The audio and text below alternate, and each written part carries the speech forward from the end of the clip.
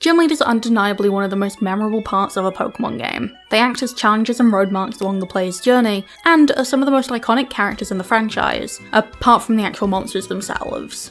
And as someone who now has a brand for making my own versions of established properties, I thought making my own gym leaders would be a fun challenge.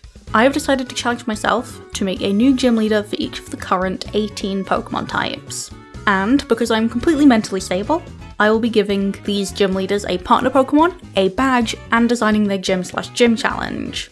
This might seem like a lot, but it means I have multiple ways to approach concepting these designs, so it actually makes the process easier for me. To give myself some leeway though, these gym leaders don't have to be region specific, so if I decide my electric type leader has a Toxtricity, I could still make their gym similar to something from earlier gens. I'm also not going to be building full teams for them. I don't have that much experience in competitive Pokemon to do that. I'll just be choosing an ace Pokemon that I think fits them. And finally, I won't be drawing in the Pokemon style. This is a design challenge, not a style challenge. And thus, like any sane person would in my situation, I made a spreadsheet looking at each trainer that specialises in a specific type. Not all is equal when it comes to type distribution in these characters though. Some types have far more characters than others, so I decided to make these designs in order of most characters to least. The idea being that since I've never designed a gym leader before, starting with the type with the most amount of references to take from would be easier than starting with one with less. And just for clarity, if two types have the same amount, I'll be putting them in alphabetical order. My idea of what counts in these character countings is that the character has to have a unique design, specialise in one specific type of Pokemon, and their design has to reflect this. The Pokemon Wiki tries to say Guzma counts as a bug trainer, and while he ticks the first two boxes, his character design is more focused around his role as Team Skull's leader over something more bug focused. Same counts for characters like Clara and Avery. Their designs are just their type's uniform with some flourishes, and unlike almost every gym leader in Gen 8, they don't have a gym badge keeping them in the counting. Also, no duplicate characters. I don't care if Pokemon Wiki tries to claim Agatha is a poison type trainer.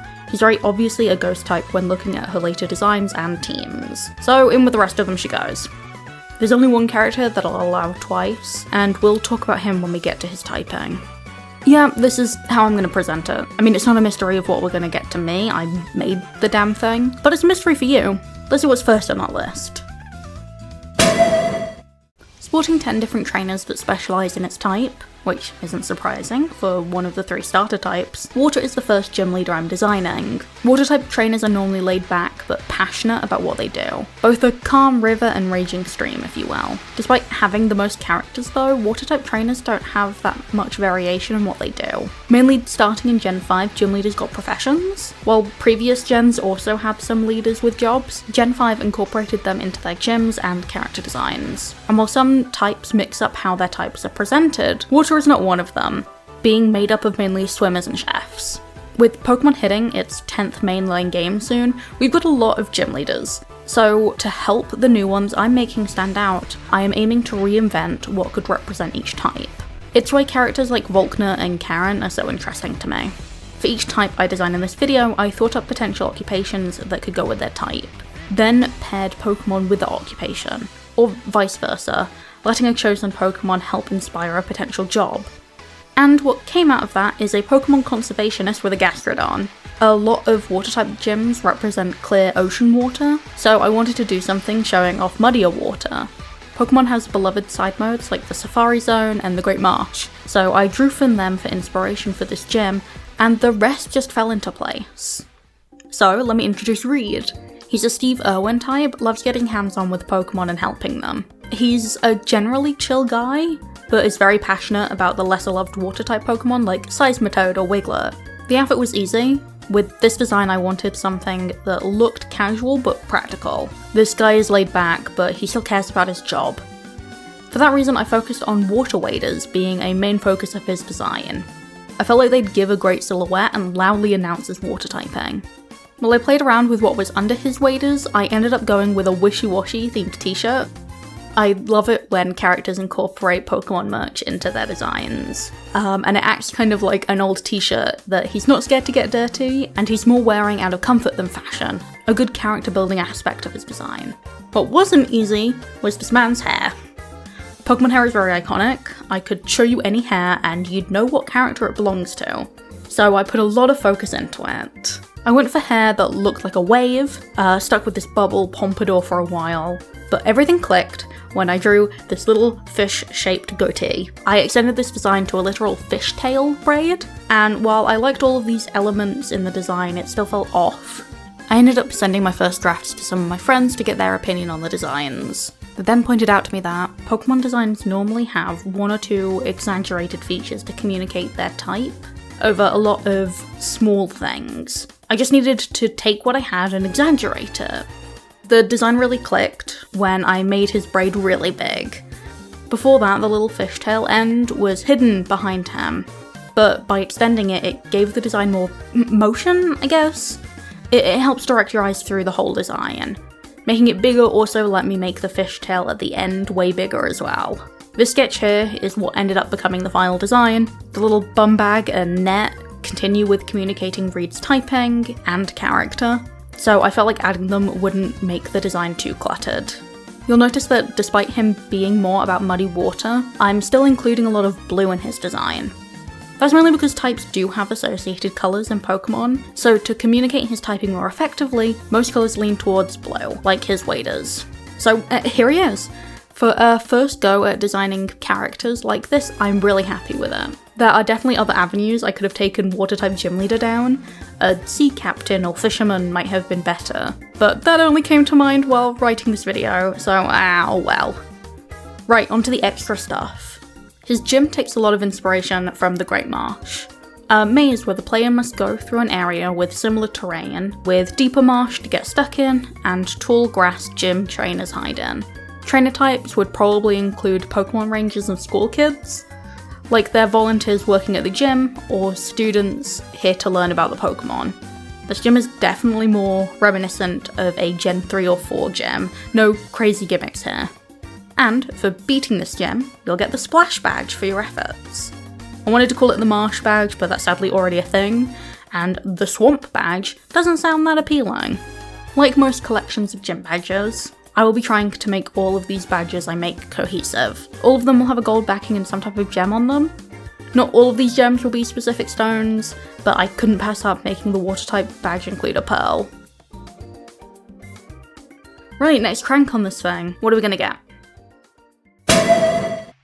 For a type that is supposed to be rare and mysterious, there are a lot of dragon trainers, but most of them are from Elite Fours, so I think that's fine. Most dragon-type trainers are tough and imposing. They're final boss-type characters.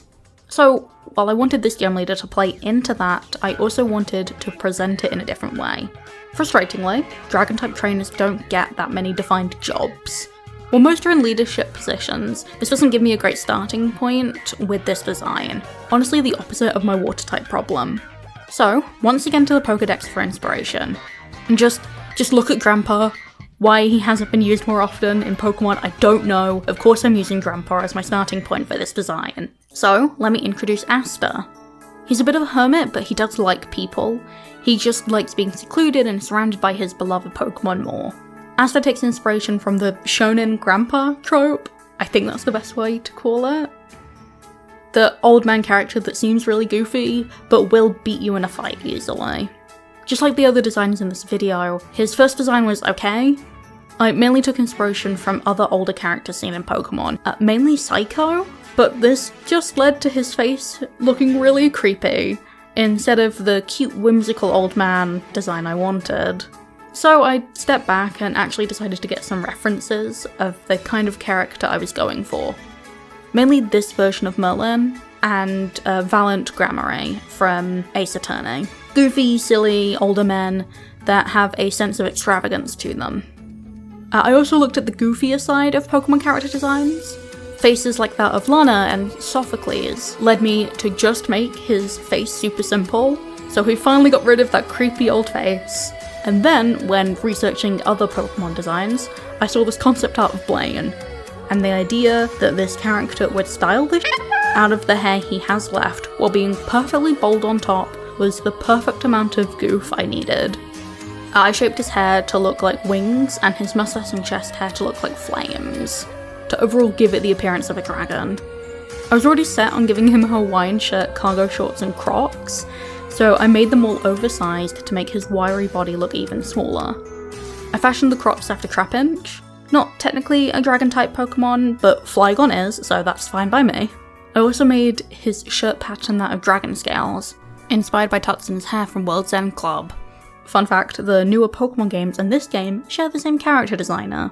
I just flipped the direction of the scales to draw your attention to his face more. My friend Peeps suggested this for his eyebrows. Of course I'm adding this. I just shaped them so in silhouette they also look like horns. I also used the same cloud shape in his cane to tie it more into the design. Colour-wise, I already knew what I wanted. Dragon type is normally represented with dark teal or magenta, and I preferred the teal one out of the two designs that I concepted, so that's what I went with. So yeah, unconventional dragon type gym leader, little silly, bit goofy old man. So what's his gym like? Well, I wanted something that messes with the player's expectations. Like the newer games, his gym has a mini-game before the battle. The player must climb to the top of a mountain, battling other trainers that are also competing in the gym challenge. These will probably be like ace trainers or other kind of general trainer classes, nothing specific. And once at the top, you'll enter into a small cottage, having a conversation with Asta where he gives you tea and heals your Pokemon, and then invites you to battle in the field behind his house. This fight would be very similar to the mustard fight, seen in the Isle of Armor DLC. Asta is absolutely an 8th gym leader, and I love the idea of him being built up as the strongest gym leader, the player working hard to reach the gym itself, and then being faced with a silly, goofy old man with his little grandpa that then proceeds to destroy you. And for beating this gym, you are gifted with the Fable badge. We only have 2 types of dragon badges to go off of, both being some form of a dragon head, apparently, so I made mine reminiscent of the creatures while not being blatant with it. Okay, I have 1 coin left for this video. I'm sure the last design will be super easy. This design, dear god. Fighting type gym leaders are very one note, so seeing this type in the top 3 was really surprising. Most gym leaders of this type are some form of martial artist, switching the specifics depending on what new fighting type is released in their generation. The only one not really fitting this is Karina, as she promotes Gen 6's new skating mechanic. So, like the other leaders I've designed, how could I make a fighting type gym leader that has nothing to do with martial arts?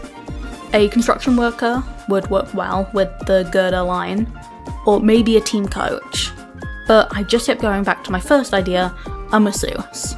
Okay, hear me out.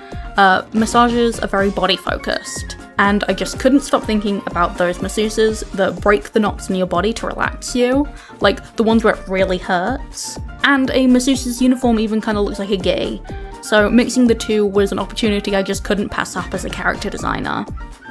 But part of me wishes I went with one of my other ideas.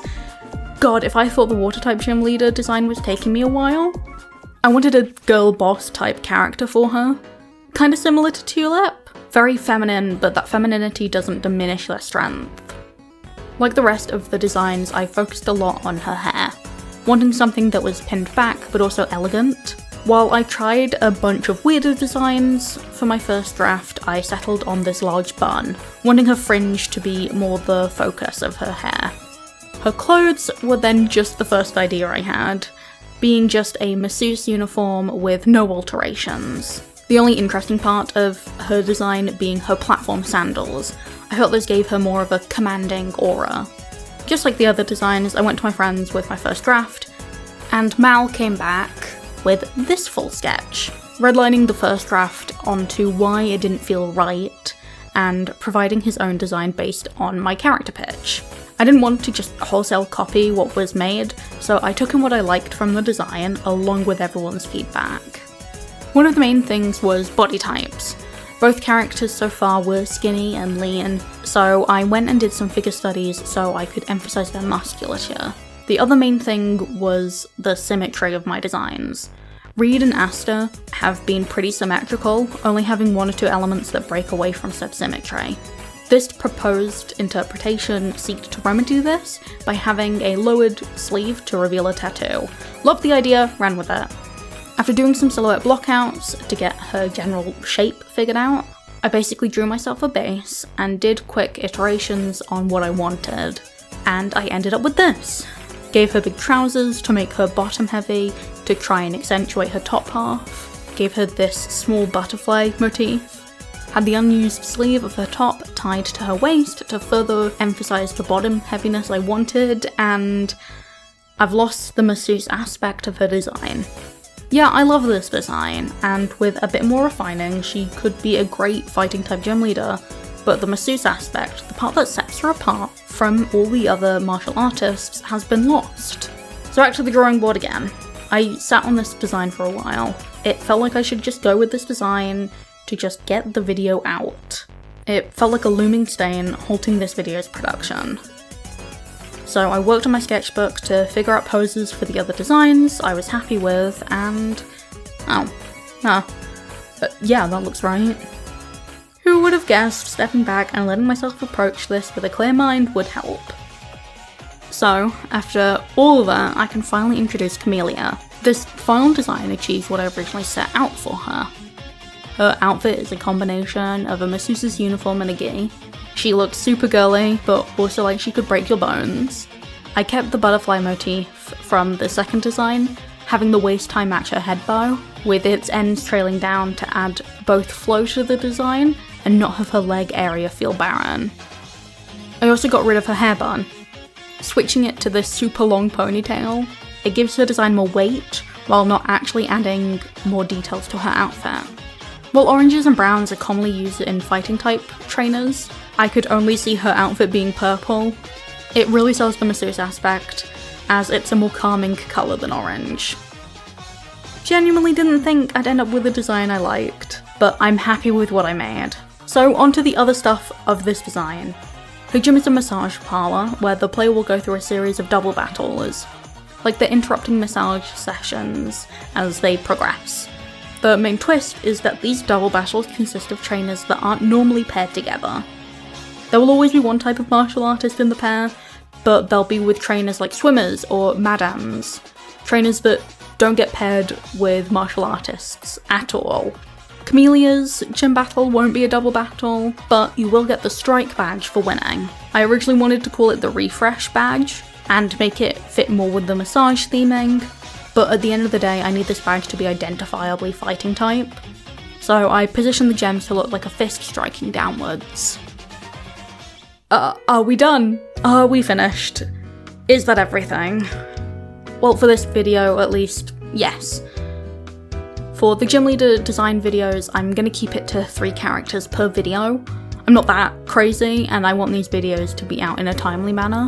I also want feedback. I've never properly designed Pokemon gym leaders before, so if you have any ideas on how what I presented today could be improved, throw them in the comments and I'll give them a look.